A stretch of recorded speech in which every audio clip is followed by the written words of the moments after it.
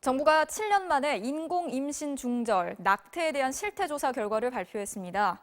임신한 여성 5명 중 1명꼴로 낙태를 경험한 것으로 나타났는데요. 낙태를 한 이유를 살펴보면 학업, 직장 등 사회생활에 지장이 있을 것 같아서 또 경제적인 어려움 등이 가장 많았습니다. 그리고 2명 중 1명가량은 낙태 당시 미혼이었는데요.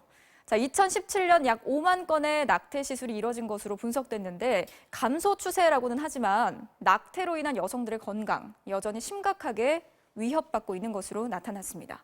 먼저 박진주 기자의 보도 함께 보시죠. 현행법상 낙태를 한 여성은 1년 이하의 징역이나 200만 원 이하의 벌금으로 처벌됩니다. 음성적인 시술과 거래가 묵인되는 이유입니다. 술 마시고 수술을 하셨다. 이렇게 말씀하시네요. 무슨 개미술이에요? 요즘에는 안 주거든요.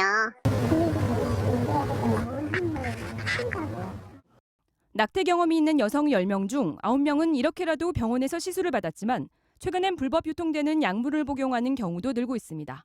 유산유도제 미프진, 국내에서는 판매가 금지된 불법 의약품이지만 온라인에서는 여전히 쉽게 구입할 수 있습니다. 한 업체와 접촉해봤습니다. 5년째 판매해왔다면서 임신 10주까지는 복용해도 좋다, 저렴하고 부작용도 전혀 없다고 주장합니다. 그런데 약물로 낙태를 시도한 여성 10명 중 7명은 임신 중절이 되지 않아 추가로 수술을 받은 것으로 드러났습니다. 가장 흔한 것은 질출혈로 병원에 응급하게 오는 경우가 꽤 있습니다. 본인은 수술한 줄 알고 약을 먹었는데 가짜 약을 먹은 거죠. 뱃속에는 잘하고 있죠. 조사 결과를 보면 임신 중절 당시 가장 필요했던 정보는 낙태 수술이 가능한 의료기관이었지만 실제 임신 중절 정보는 인터넷이나 친구 등 비의료인에게 얻는 경우가 절반 가까이 됐습니다. 불법인 상황에서 좀 안전한 제대로 된 병원을 찾기가 어렵거나 사회적인 낙인이나 다른 상황들 때문에 스스로 할 수밖에 없는 상황. 낙태 사후 관리도 심각했습니다.